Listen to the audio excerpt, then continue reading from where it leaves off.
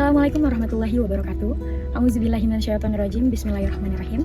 Perkenalkan, nama saya Ihda Nurul Fathia dengan NIM 055931351. Saya dari Prodi Agribisnis dari UT UPB JC Bandung. Kita masuk ke soal yang pertama. Yang pertama adalah penyuluhan sebagai pendidikan non-formal, di mana penyuluhan bertujuan untuk meningkatkan pengetahuan, keterampilan, dan sikap petani dalam mengelola pertanian yang lebih baik.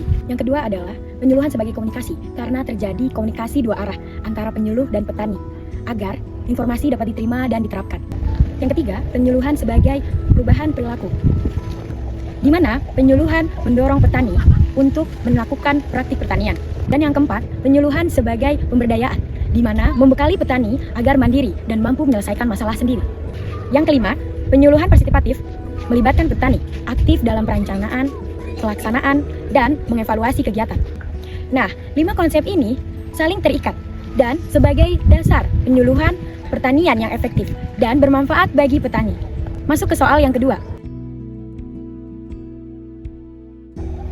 di mana sasaran penyuluhan ini adalah suatu kelompok atau individu seperti petani atau kelompok tani, karena merekalah yang diharapkan mampu menerima pengetahuan, keterampilan maupun sikap baru dalam mengelola pertanian yang lebih baik.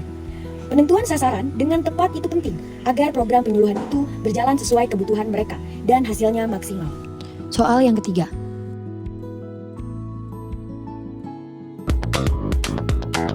Ya, senang sambil belajar, dapat bantuan dari pemerintah, pengennya sih meningkat ya dari bantuan SIMUP ini.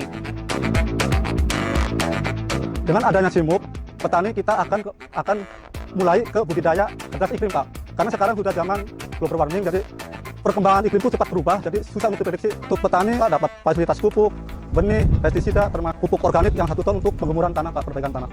Respon para penyuluh dan para petani ini sangat antusias. Sebenarnya ini yang sangat diharapkan, Mas, karena seperti kita ketahui bahwa peningkatan produksi pertanian itu kan harus kita tetap genjot ya, kita genjot. Tapi kan di sisi lain juga kita kan perubahan iklim ini kan semakin nyata, semakin menjadi kendala ya.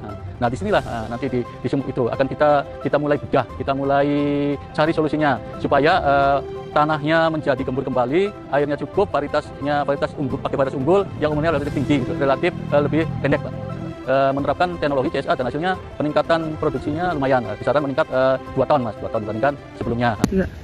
Demikian pembelajaran penyuluhan pertanian, semoga bermanfaat. Terima kasih. Alhamdulillahirobbilalamin. Wassalamualaikum warahmatullahi wabarakatuh.